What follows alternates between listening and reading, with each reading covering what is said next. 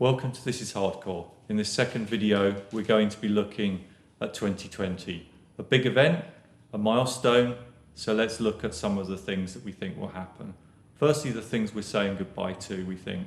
The first is there's going to be a lot of retiring baby boomers. That generation, they're going to be around for a while yet, but we see a number of high-profile retirements that mean in the next few years the cultural relevance of that generation, as it has been to some extent already, will start to go away.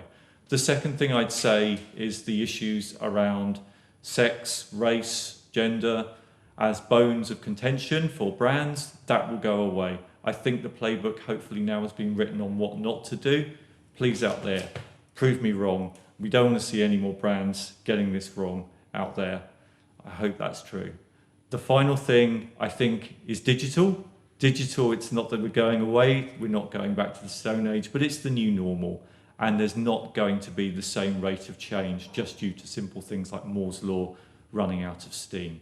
Things to think about. Related to technology, it seems like digital ethicist is often the hot new job title right now. You're going to be seeing this increasingly in organizations, a focus on not what you can do, but whether you should do it.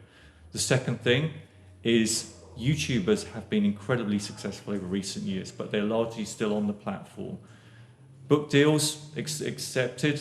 I think you're going to see them going elsewhere. TV, films, all of that, particularly as YouTube is less profitable with some of the recent changes. The return of collectives is another thing. You've seen unionization in a number of media outlets. Who would have thought that Pitchfork would have its own union? You're also seeing fascinating things we'll link to in the comment, like the platform made by cleaners in New York. They own the platform. This isn't Uber where someone else is creaming the profit off. They own it themselves. I think this is a trend you'll see more of in recent years. Organic news is the final sort of issue of the next few years. Deepfakes are a continuing thing that is making more and more of an impact. We've got a few elections coming up. People will demand the provenance of their news, just as they do with organic food.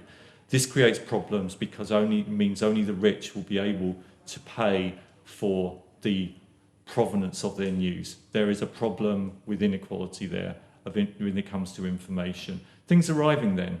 Chinese culture seems to have had a breakthrough moment in the last few years with books, music, films, all increasingly forming part of the cultural mix. You even have new formats such as vertical dramas, which use the portrait mode on your phone to display the action. You're going to see more of this outside of China and the rest of the world. The second thing to look at is luxury brands becoming very much a different space. Off-White and Supreme are playing into the luxury brand space. You look at people like Chanel, they're doing things you would expect from far more hip brands than they are. Prediction, Off-White or Supreme will have a concession at Dubai Airport in the next 5 years. Final thing, maybe it's just because I've returned from Japan, but I think the retail apocalypse will end. I think you're going to see the decline in retail being halted and some new, interesting, very customer experience focused type activities out there and stores that will halt the decline.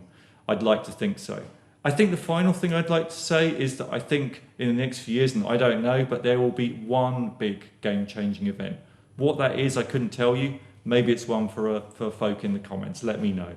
Thanks very much for your time. This is Hardcore. If you want to know what the next one's going to be, or you have an idea for what you'd like to see in the future, let me know.